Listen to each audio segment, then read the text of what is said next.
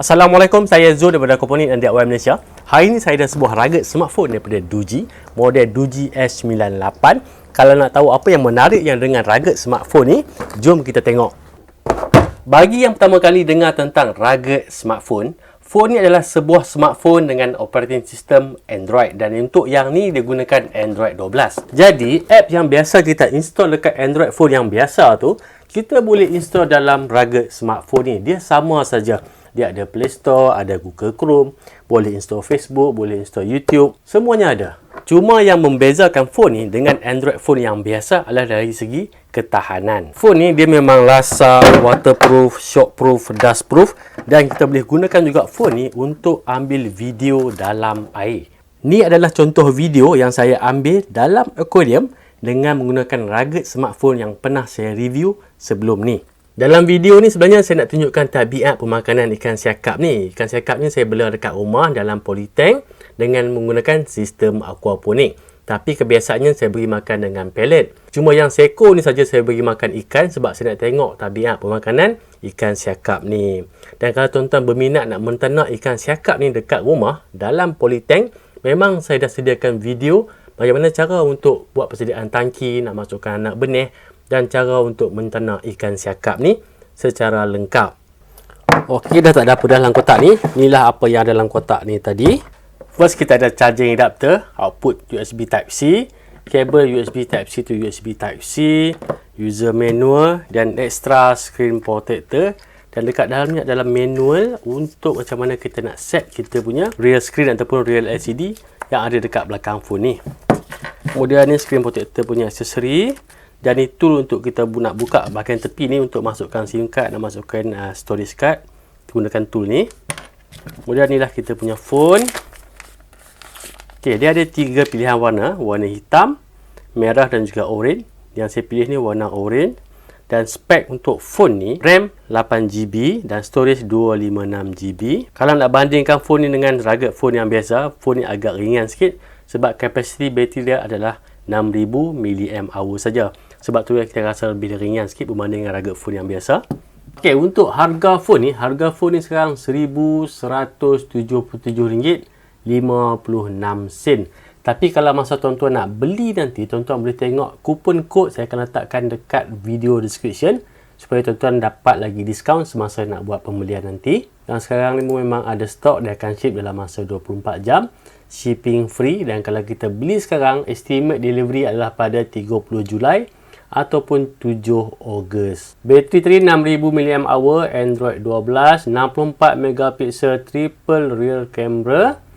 Dan untuk kamera depan saya rasa sama ada 16 megapiksel ataupun 20 megapiksel. Kita tengok dekat bawah. Cuma satu kelemahan untuk smartphone ni yang saya tengok, dia cuma support setakat 4G saja. Dia tak support 5G. Kita tengok spek lagi. Untuk network setakat 4G saja. Android 12. Untuk CPU Helio G96, CPU ARM Mali G57, RAM 8GB, ROM 256. Dan maksimum kalau kita nak extend kita punya storage boleh sampai 512GB. Size screen 6.3 inci, LCD Full HD. Untuk kamera belakang 64 megapiksel dan 8 megapiksel, saya rasa ni macro lens. Kemudian 20 megapiksel, yang ni kalau tak silap saya untuk night vision. Tapi nanti kita akan test untuk kamera ni, dia punya night vision sama ada untuk gambar ataupun boleh buat video sekali. Okay, night vision tadi 20 megapiksel. Kita tengok lagi apa yang menarik dengan phone ni. Front camera 16 megapiksel. Dan untuk pilihan bahasa jangan risau sebab dalam phone ni memang ada sekali dengan bahasa Melayu. Bahasa Melayu ada kat sini. Bateri lithium polymer 6000 mAh. Wireless charging saya rasa ni salah ni. Wireless charging mungkin dah 15 watt saja. 33 watt ni adalah dia punya rating dekat USB adapter tu. Charging interface Type-C. Wi-Fi pula. Wi-Fi 2.4 dengan 5 GHz. Bluetooth 5.1. Support NFC, OTG semua ada. Ada FM radio.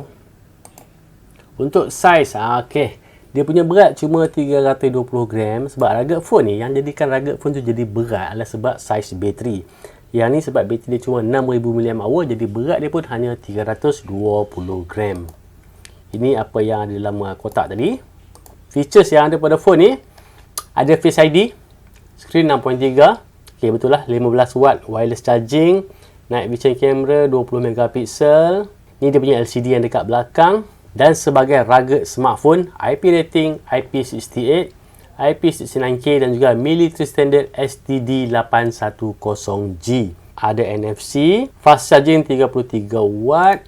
Dan untuk display yang kat belakang ni, kita boleh display alarm, jam, incoming call, notification dan juga music control. Inilah gambaran untuk dia punya display yang kat belakang tu.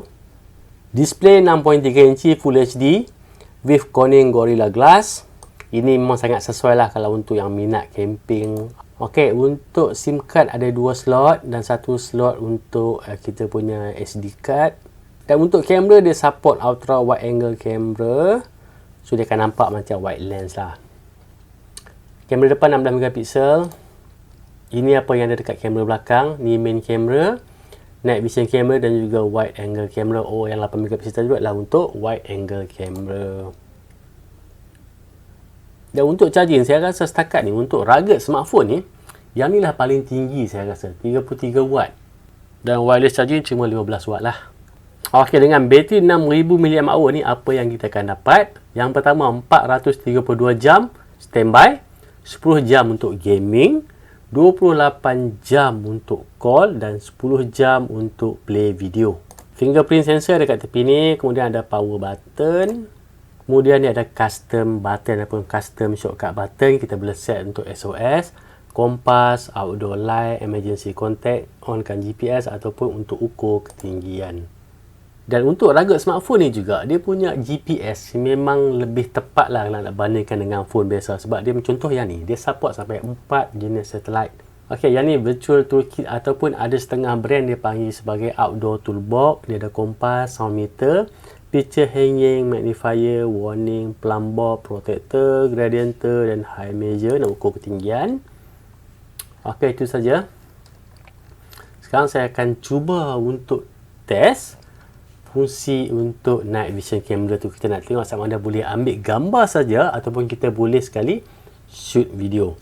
Okey, saya dah test tadi. Untuk night vision memang dia support sekali untuk video. Dan sekarang saya record dengan menggunakan handphone ni dalam mode video biasa, belum lagi night vision. Jadi adalah contoh night vision untuk video. Kita masih boleh nampak. Ini contoh night vision untuk video. Ini sebab jarak terlampau jauh. Tapi at least kita boleh nampak lah. Belakang sana nampak putih, ada cahaya sikit belakang sana kita boleh nampak. Tadi kalau kita gunakan mode kamera biasa, kita takkan nampak. Dan seterusnya kita akan test pula tentang power charging. Adakah kita akan dapat 33 watt semasa kita charging. Inilah contoh video dalam mode night vision.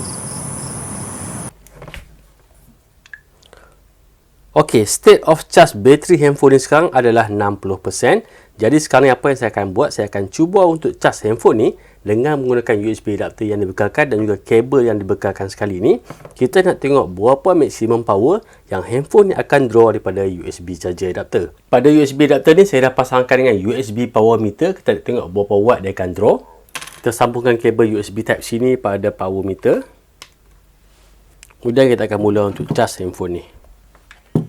Kalau tengok pada USB power meter ni, voltage maksimum adalah 9.85 dan current adalah 3.08 amp. Voltage tadi 9.85, kita darabkan dengan current tadi, current 3.08 amp. Jadi kita akan dapat 30.338 watt. Ni pada state of charge 60%. Tapi kalau state of charge bateri ni lebih rendah, sebagai contoh 10 ataupun 20%, jumlah current dan jumlah power yang akan phone ni draw daripada USB adapter tu adalah lebih tinggi. Jadi tak mustahil memang kita akan dapat 33 watt ataupun lebih daripada charging adapter tu. State of charge sekarang dah 66%. Saya baru saja charge dah naik 6%. Sekarang ni dah 66%. Dan bagi saya setakat ni, inilah handphone yang paling fast charging, turbo charge yang pernah saya test.